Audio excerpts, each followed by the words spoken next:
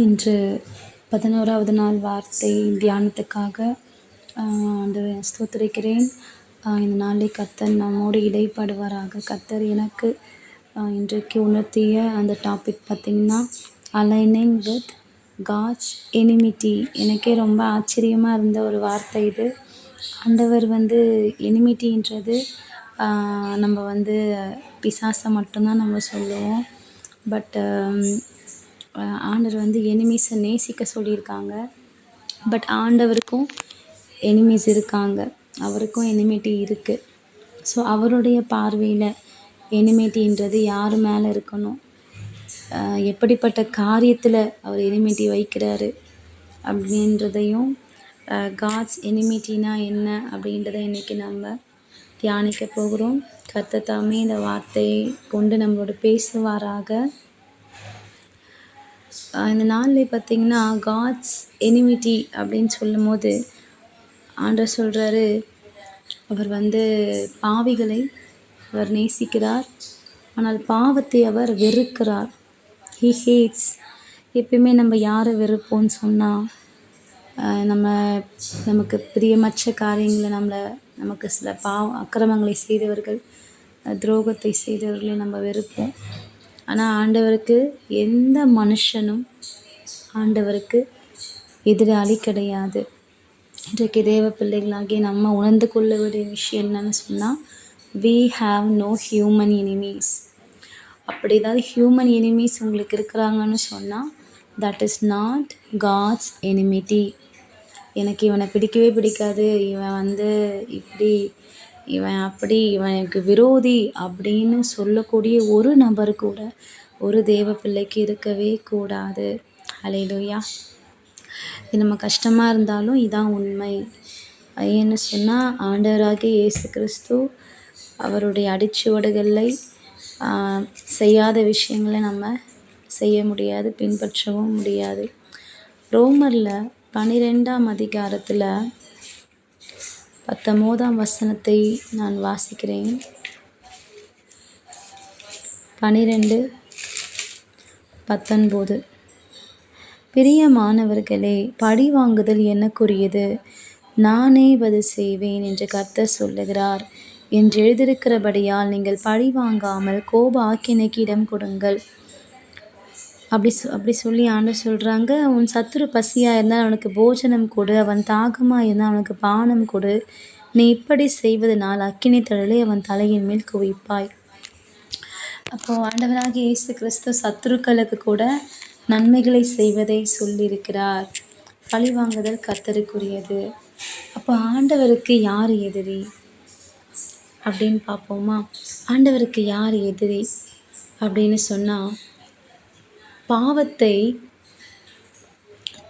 செய்ய தூண்டுகிற பிசாசு தான் ஆண்டவருக்கு முதல் எதிரி. வேதாகமத்திலே கூட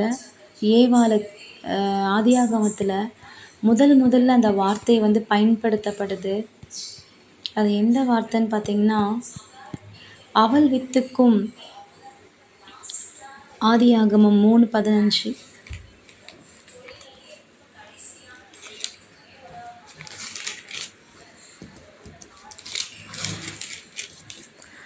ஆதியாகமம் 3:15, உனக்கும் ஸ்திரீக்கும் உன் வித்துக்கும் அவள் வித்துக்கும் பகை உண்டாக்குவேன், அவர் உன் தலையை நசுக்குவார், நீ அவர் குதிகாலை நசுக்குவாய் என்றார். இப்போ ஆண்டவர் பார்த்திங்கன்னா ஒரு எனிமிட்டியை உண்டாக்குறாரு. யாருக்கும் சொன்னால், ஒரு ஸ்திரீக்கும் சர்பத்துக்கும். எபிரேய பதத்தில் EIVAH ஐவா ஏவா அப்படின்ற ஒரு வார்த்தை தான் எனிமிட்டி, அப்போசிங் அப்படின்னு பார்க்குறோம். ஆனால் ஆண்டவருடைய அந்த பகை என்பது ஒரு பரிசுத்தத்துக்கும் அசுத்தத்துக்கும் இடையே இருக்கிற ஒரு பகை.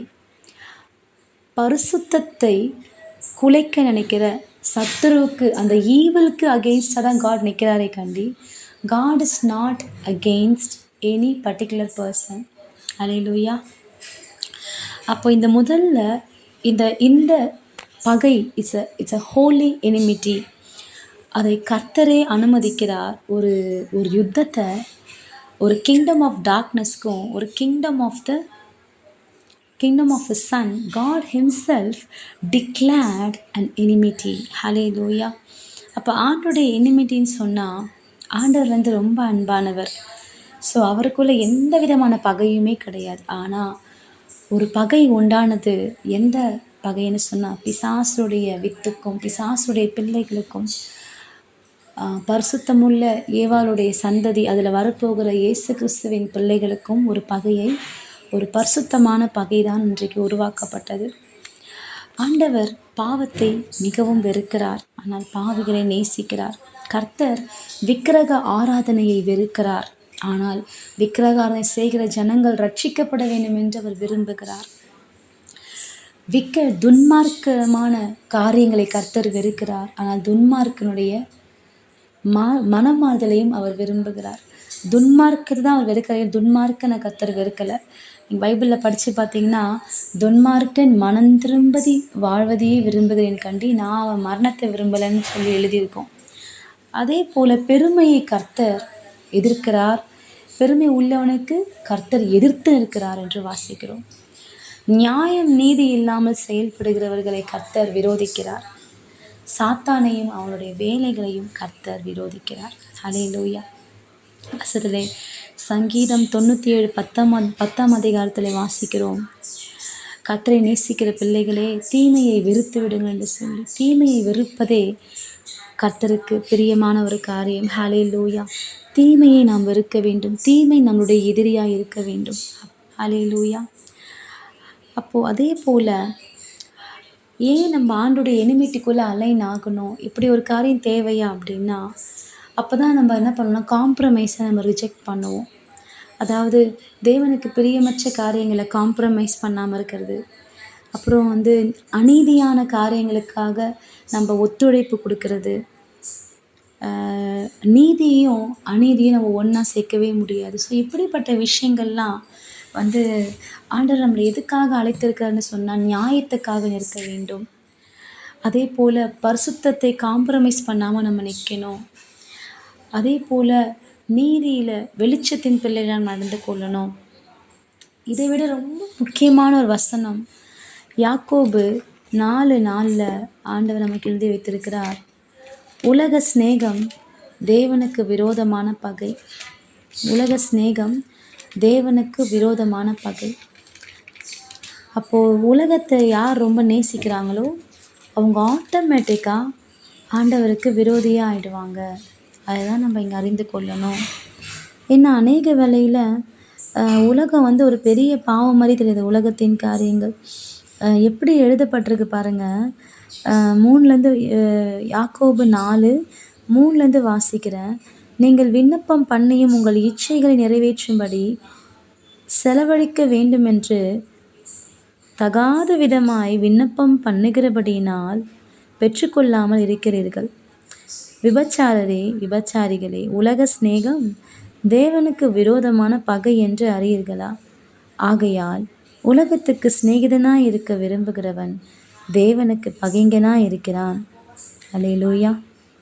அப்போது உலகத்துக்கு நம்ம சிநேகம் பாராட்டணும்னு சொன்னால், உலகத்துக்கு நம்ம வந்து ஒத்த வேஷம் தரிக்கிறோன்னு சொன்னால், அப்போது நம்ம வந்து உலகத்துக்கு சிநேகிதராக இருந்தால் எப்படி நம்ம வந்து ஆண்டவருக்கு சிநேகிதராக இருக்க முடியும்? ஒன்று உலகத்தில் சிநேகிக்கணும், இல்லை ஆண்டவரை சிநேகிக்கணும். ரெண்டுத்தையுமே நம்ம சிநேகிக்க முடியாது. வேதாகமத்தில் கூட நீங்கள் பார்த்தீங்கன்னா அநேக இடங்களில் ஆண்டவர் வந்து பொறுமையாக இருக்கிறாரு. ஏன் பொறுமையாக இருக்கிறாருன்னா, எப்படியாவது நாம் மனம் திரும்ப வேண்டும், எப்படியாவது இந்த ஜனம் ரட்சிக்கப்பட வேண்டும், அதுக்காக தான் ஆண்டவர் பொறுமையாக இருக்கிறாரு. இப்போது யோசேப்பு கூட பார்த்திங்கன்னா, போத்திபார் மனைவி இந்த பாவத்தை கொண்டு வரும்போது அதை அவர் தள்ளி போட்டார். அப்போது he had an enmity towards sexual sin and chose righteousness over his pleasure. So இன்றைக்கு நம்ம வாழ்க்கையில் கூட பிசாசு நமக்கு எதிரியாக இருக்கணும், உலகம் நமக்கு எதிரியாக இருக்கணும், அடுத்தபடியாக நம்ம சுயம் நமக்கு எதிரியாக இருக்கணும். அல்லேலூயா. அடுத்தது பாவம் நமக்கு எதிரியாக இருக்கணும். ஸோ இப்படிப்பட்ட காரியங்கள் தான் நமக்கு எதிரியே ஒழிய மனுஷங்க எந்த வகையிலும் நமக்கு எதிரிகள் கிடையாது. ஸோ இன்னொரு இடத்துல பார்த்திங்கன்னா, ஒருபோதும் ஆண்டவர் வந்து இப்போ நம்ம சில வேளைகள் நினைப்போம், இவன் தான் என்னுடைய எதிரி, அவங்க தான் என் எதிரி, கர்த்தருக்கு அவங்க பிரியமற்றவங்க, கர்த்தருக்கு அவங்க பிரியமாக இல்லாமல் இருந்தால் கூட ஆண்டவர் வந்து அவங்க மனம் திரும்பணும், அதுக்காக நம்ம ஜெபிக்க வைத்திருக்காரே ஒழிய நம்ம அவங்கள வெறுத்து தள்ள வைக்கலை. ஆண்டவர் வந்து பாவிகளை மனம் திரும்புவதற்காக அவர் காத்திருக்கிறார். ஹல்லேலூயா. அதே போல் personal revenge is not God's enmity. உங்களுக்கு யாரையும் பிடிக்காது அப்படின்னு சொன்னால் அது காடோட எனிமிட்டியாக ஆகிடாது. கர்த்தருக்கு உங்களை பிடிக்குன்றதுக்காக நம்ம எல்லா செயல்களையும் கர்த்தர் அங்கீகரிப்பது கிடையாது. அநேக வேலைகளை பிலீவர்ஸ் என்ன பண்ணுவாங்கன்னா, they confuse anger with the holy zeal பார்த்திங்கன்னா.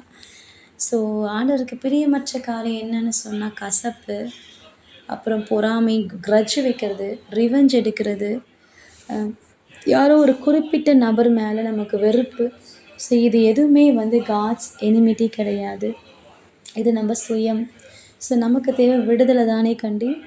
இதை நம்ம காட்ஸ் எனிமிட்டியாக நம்ம நினைக்க முடியாது. Loving our enemies is not opposed to God's enmity.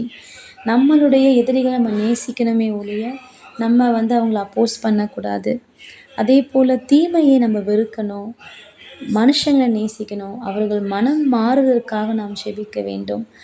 மத்தேயு 5:44 ஆண்டவர் எழுதி வைத்திருக்கிறார். 5:44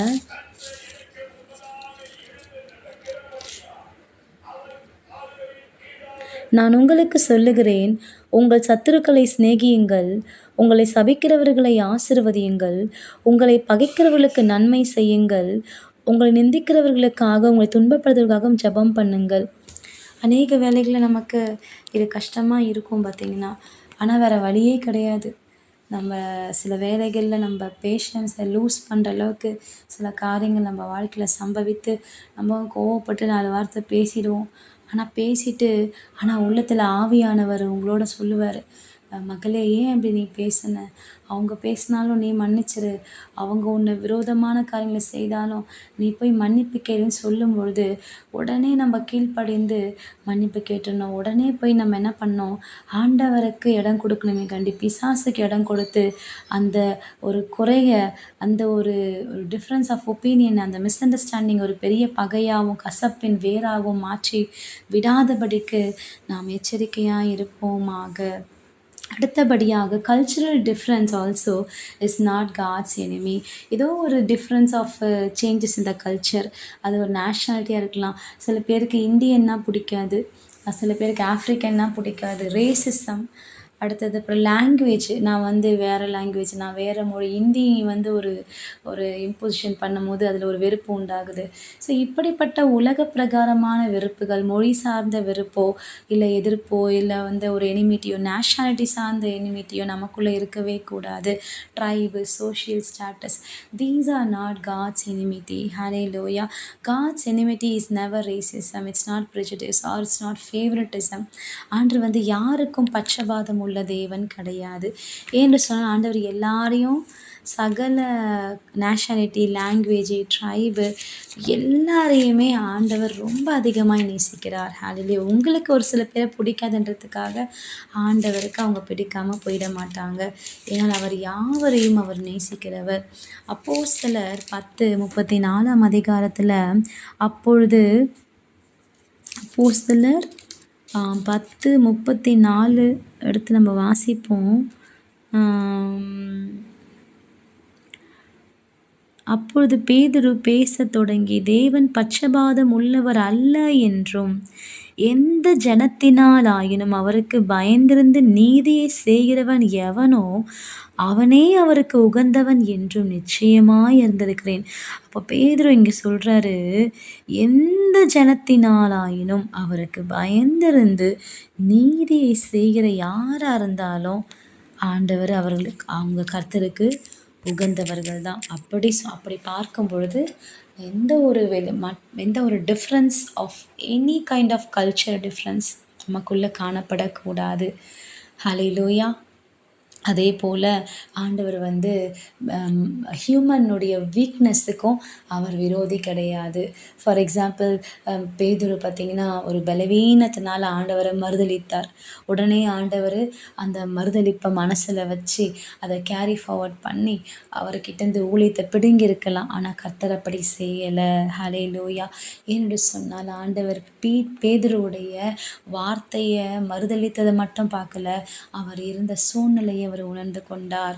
பேதுரு இருந்த நிலைமையில அவர் பயத்தில் அவர் சூழ்நிலை நிமித்தமாக கர்த்தரை மறுதலித்தார் என்பதை அவர் மிக நன்றாய் உணர்ந்தபடினால தான் ஆண்டவர் பேதுருடைய பலவீனத்தை குறித்து அவர் மேலே பகை உணர்வை உண்டாக்கவில்லை. ஸோ இன்றைக்கு நம்ம வாழ்க்கையில் கூட யாரோ நம்ம மறுதலிச்சிருக்கலாம், யாரோ நம்மளை ஏமாத்தியிருக்கலாம், யாரோ நம்மளை வந்து பின்னாடி பேக் ஸ்டாப் பண்ணியிருக்கலாம், நம்ம செய்யாத கதை செய்தோன்னு சொல்லியிருக்கலாம். என்னவா இருந்தாலும் நம்ம என்ன தெரியுமா சொல்லலாம், ஆண்டவரே அவங்க பண்ணதுக்காக நான் மன்னிக்கிறேன் ஆண்டவரே, எனக்கு அவங்க மேலே எந்த ஒரு பகையும் விரோதமோ வேண்டான்னு நம்ம சொல்லும் பொழுது நம்ம அவருடைய பிள்ளைகளாய் அவருடைய எனிமிட்டியோடைய அந்த லாவில் நம்ம கரெக்டாக மூவ் பண்ணக்கூடியவர்களாக இருப்போம். அதே போல் தாவீது பாவத்தில் விழுந்து போனார். அப்போ கூட ஆண்டவர் தாவீது பாவத்தில் விழுந்து என்னை மறுதலிச்சிட்டான் என்று சொல்லி தாவீது மேலே பகை உணர்வை வைத்து தாவீதை விட்டு ஆண்டவர் முற்றிலுமாய் போனாரா என்றால் இல்லை. இன்றைக்கு அநேக ஊழியக்காரங்க மிஞ்சின நீதிமானாக செயல்பட்டு சில பேர் விழுந்து போனால் அவங்கள தூக்கி விடாமல் அவங்க மேலே பெரிய பட்டத்தையும் பெரிய முத்திரையை குத்திட்டு தான் நீதிமான், தான் பெரிய பரிசுத்தவான் என்று சொல்லி அலைகிறதை காண்கிறோம். கர்த்தர் அவங்கள பார்த்து சொல்கிறாரு, தாவீது பண்ண பாவத்தை கூட கர்த்தர் பார்த்து அவர் ஜெபத்தை கேட்டார். உம்முடைய பரிசுத்த ஆவியை எடுத்துடாதீங்கப்பா, என்னை மன்னிச்சிருங்கன்னு சொல்லி அவர் மனம் வருந்தி மன்னிப்பு கேட்டார். அவர் இருதயத்துக்கு தெரியும். அதே போல் ஆண்டவருக்கு தெரியும் தாவீது விழுந்த நிலைமை எப்படின்றத. மனுஷனும் விழுந்து போகிறத பார்க்குறான், கர்த்தரும் அவர்கள் விழுந்த நிலைமையை பார்க்கிறார்.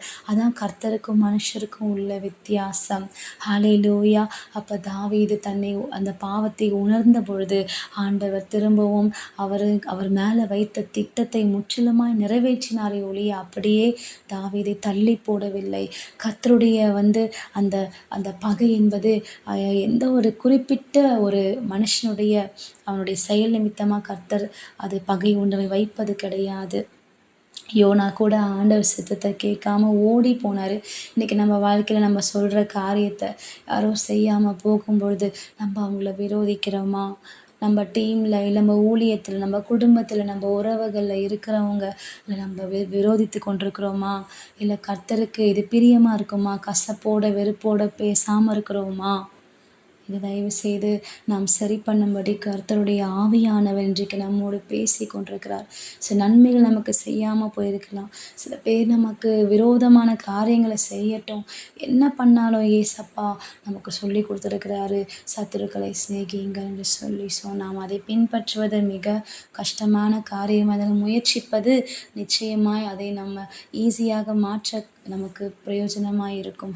நம்ம சின்ன சின்ன காரியத்தை மன்னிக்க மன்னிக்க மன்னிக்க ஒரு பெரிய காரியம் வந்தாலும் மன்னிக்கிற இருதயம் நமக்குள்ளே இருக்கும்.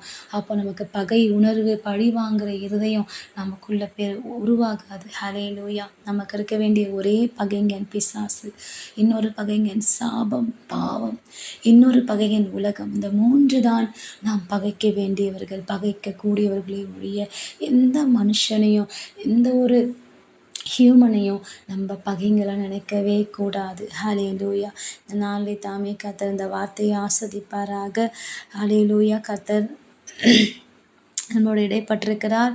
ஆண்டவர் சொன்னது போல் மிக முக்கியமாக நீங்கள் ஆராய்ந்து பார்க்க வேண்டியது உலகத்தில் இருக்கிற உங்கள் சிநேகம். உலகத்துக்கு சிநேகம்னு சொன்னால் உங்கள் நேரத்தை எது அதிகமாக திருடுதோ அது கர்த்தருக்கு விரோதமான காரியம்.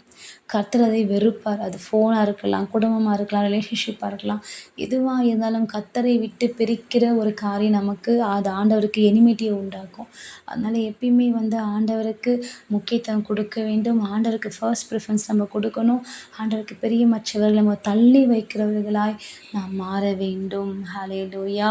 அதே போல் நாம் பாவிகளை நேசிக்க வேண்டும். அவர்கள் மனம் திரும்ப உதவ வேண்டும். அவர்களை வெறுத்து விடக்கூடாது.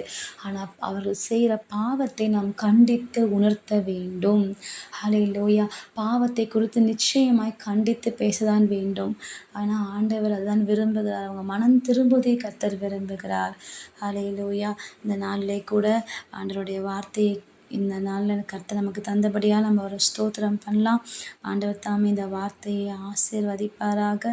கர்த்தர் உழைப்பட்டிருப்பான் நான் விசுவாசிக்கிறேன். 2 தீமோத்தேயு 4:10 கூட டெமாஸ் என்ற ஒரு மனிதன் ஆண்டவரை மறுதலித்து உலகத்தை அவன் சிநேகித்து கர்த்தரை விட்டு வழிவிலகி போனான் என்று 2 தீமோத்தேயு 4:10 நாம் வாசிக்கலாம். பாருங்க, உலகம் ஒரு மனுஷனை ஆண்டவருக்கு விரோதியாக மாற்றிடுது. ஸோ உலக சிநேகத்தில் நம்ம அதிகமாக போக போக போக கர்த்தரை விட்டு பிரிந்து அவருக்கு பகைஞராக மாறிக்கொண்டிருப்போம். அதான் அநேக வேளை சில பேர் கேள்வி கேட்பாங்க, நான் எதுவுமே தப்பு பண்ணவே இல்லை, எந்த பாவமும் பண்ணலையே, எந்த பாவமும் பண்ண வேணாங்க. உலகம் உலகம், பணம் பணம், வேலை வேலை, படிப்பு படிப்பு, எதெல்லாம் உலகத்துக்குள்ளே இருக்கிறத நாடி நாடி தேட ஆரம்பிக்கிறோமோ அப்போவே நம்ம ஆண்டவருக்கு பகைஞராக மாறி போயிடுறோங்க. அதுதான் இங்கே வசனம் சொல்லுது. 2 தீமோத்தேயு 4:10 கூட இங்கே ஒரு மனுஷனை பற்றி எழுதப்பட்டிருக்கிறது. ஆகையால் தெரிந்து கொள்ளப்பட்டவர்கள் அது கிடையாது. 2 தீமோத்தேயு 4:10 ஏனென்றால் தேமா இப்பிரபஞ்சத்தின் மேல் ஆசை வைத்து என்னை விட்டு பிரிந்து தெசலோனிக்கே பட்டணத்துக்கு போய்விட்டான்.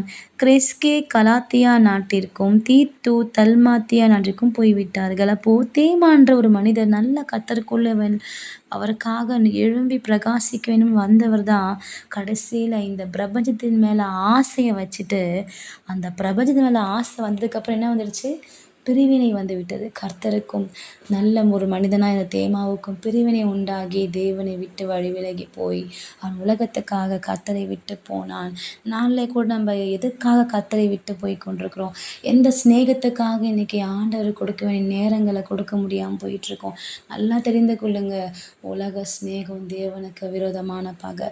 உங்களுடைய சுயமான ஒரு ஆம்பிஷன், சுயமான ட்ரீம்ஸு எல்லாம் எந்த ஒரு காரியமாக இருந்தாலும் கர்த்தருக்கு விரோதமான பகை. உலகத்துக்கு கொடுக்குற நேரம், உலகத்துக்கு கொடுக்குற இம்பார்ட்டன்ஸு, உலகத்தை தூக்கி உயர்த்தி பேசுகிற காரியம், பெருமைகளை பேசுகிற காரியம், இதெல்லாம் கர்த்தர் அருவருக்கிறாரு. ஸோ இந்த நாளில் கூட ஆண்டவர் தாமே நம்மை மாற்றுவாராக. கர்த்தர் நிச்சயமாகவே நம்மை மாற்ற விரும்புகிறார். கர்த்தர் ஜனங்களை நேசிக்கணும், ஜனங்களுக்கு நம்ம சேவை பண்ணணும், அவர்களை ஆஸ்வதிக்கணும். இந்த உலகத்தில் சரியான சுவிசேஷத்தை நம்ம பிரசங்கம் பண்ண வேண்டும். இந்த உலகத்தின் ஜனங்களை நிச்சயமாக நாம் கர்த்தருடைய ஞானத்தை கொண்டு எப்படியாவது இந்த உலகத்தை விட்டு நாம் என்ன பண்ணோம்? பிரித்தெடுக்கப்பட்ட ஒரு வாழ்க்கை வாழ வேண்டும். ஹல்லேலூயா. கர்த்தர் தாமே இந்த நாளிலே இந்த வார்த்தையை ஆஸ்வதிப்பாராக. அப்பா உம்மை ஸ்தோத்திரிக்கிறோம் ஆண்டவரே. இந்த நாளிலே கூட இந்த வார்த்தையை கொடுத்ததுக்காக உமக்கு நன்றி ஆண்டவரே. உலக சிநேகம் தேவனுக்கு விரோதமான பகை. நீர் அன்றைக்கு எங்களுக்கு ஒரு பகையை உண்டாக்கினீரப்பா. ஏவாளுக்கும் சர்ப்பத்துக்கும் நடுவே ஒரு பகை உண்டானது. அந்த பகை கல்வாரி சிலுவையிலே முடிந்து அந்த பிசாசன் தலையை நசுக்கி ஆண்டவரை எங்களுக்கும் உலகத்துக்கும் பிரிவினை, பிசாசுக்கும் எங்களுக்கும் பிரிவினை, பாவத்துக்கும் எங்களுக்கும் பிரிவினை, இச்சைகளுக்கும் எங்களுக்கும் பிரிவினை உண்டாக்கப்பட்டிருக்கிறதப்பா. அவர்கள் எங்களுக்கு எதிரிகளாக இருக்கிறாங்க. ஆம் தகப்பனே. அப்பா, உலக இச்சைகள் எங்களுக்கு எதிரியாக இருக்க வேண்டும். உலகத்தின் ஆசைகள், இச்சைகள், உலகத்தின் காரியங்கள், உலகம் போற்றுகிற எல்லாவற்றையும் நாங்கள் அப்பா விரோதிக்க, ஆண்டவரை பிசாசை விரோதிக்க, ஆண்டவரை உலக சிநேகத்தை வெறுத்து தள்ள அப்பா எங்களுக்கு கிருபை செய்யுங்க. இந்த வார்த்தைக்காக ஸ்தோத்திரிக்கிறோம். இயேசுவின் நாமத்தில் ஜெபிக்கிறோம் பிதாவே, ஆமென்.